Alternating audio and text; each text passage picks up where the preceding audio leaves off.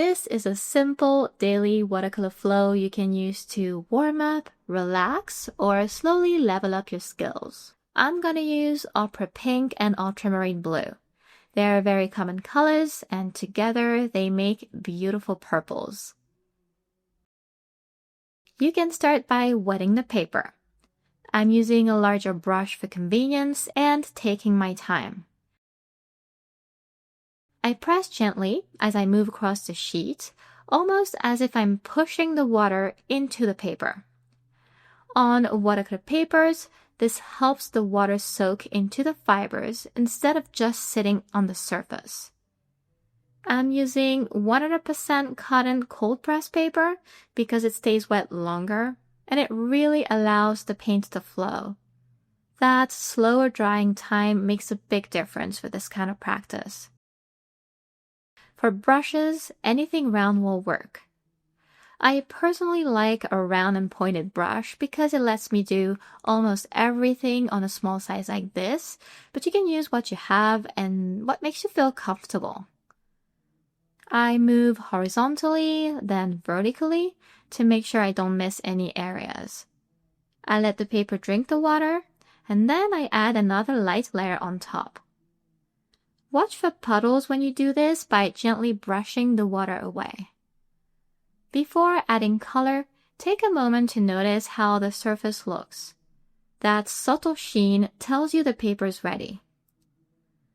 First, load your brush with plenty of water.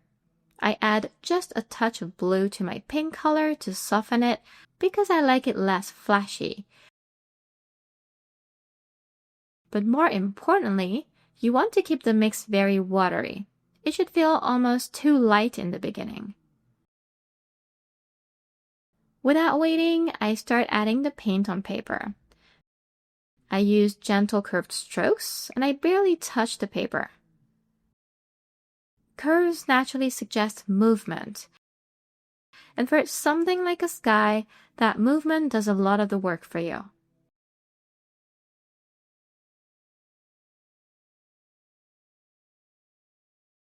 Now I switch to blue, and again, lots of water. And instead of staying in one place, I keep moving across the entire sheet. This is important. The more evenly you work over the whole surface, the longer everything is going to stay at the same level of humidity.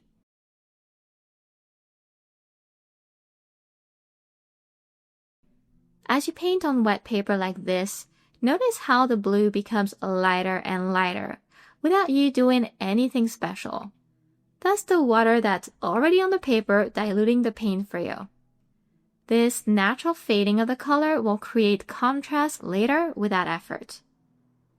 Because I'm not leaving any paper white areas this time, even though that can look beautiful like in the painting above. Here I want everything connected, no strong whites, so I let the blue flow everywhere, and with the help of the water, it stays super light. If you're new and watercolor painting feels fast, don't worry. Speed comes naturally as you get more comfortable with water. Even if your paper dries too quickly, you can let it dry completely, re-wet the entire sheet, and continue. Just remember some papers handle this better than others. That's why this exercise is also a great way to learn what your paper likes and doesn't like, and what's going to be best for you. I keep working all over the sheet, with special attention to the edges and corners since they tend to dry first. After rinsing my brush, I come back to pink.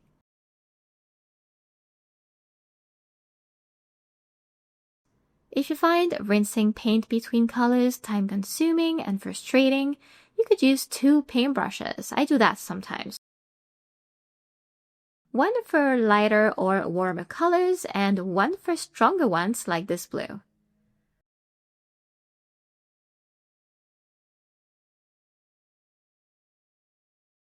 Now you've got a base on paper, so at this point, your mixes should be slightly stronger than before. That's because the paper is still wet, but it's slowly drying, even if you can't see it. You'll notice that the paint spreads a bit less now, and the color shows a bit more. And this shift is important to feel rather than think about. And don't worry because you'll become excellent at spotting this as you come back to this flow. Notice I let the colors overlap. Pink into blue, blue into pink. This is how colors connect together.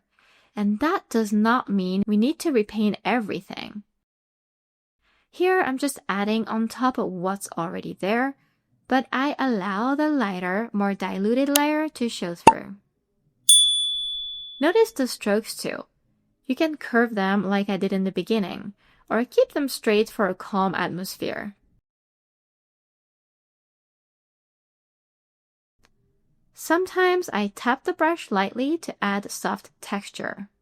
For clouds in particular, this tapping motion creates a fluffy effect without effort.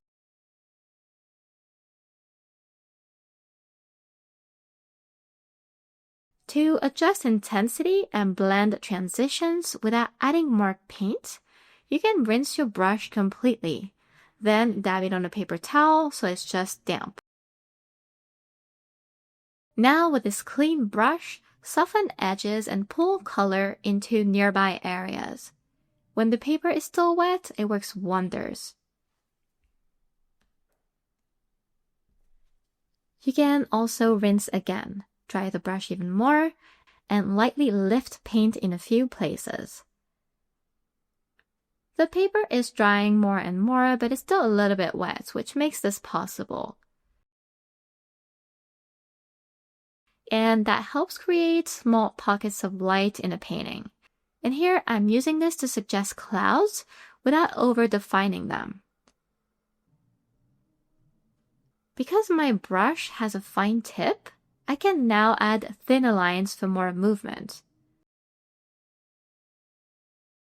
The blue's creamier now thanks to more pigment and less water, and since the paper is less wet, the marks stay even more visible than before. This is where strokes start to matter more than flow because they show a lot better. I keep adjusting until I'm content and as long as the paper allows. Nothing is forced. I'm responding to what I see and feel like doing. This kind of practice is incredibly effective for building confidence with water, paint ratios, and timing, all with very simple supplies. It's also one of the best ways to test new paper, brushes, or paints without pressure. You can stop here or keep going for another minute or two. There's no correct ending and you're in charge. If you do this regularly, your watercolor will naturally become looser, lighter, and more confident.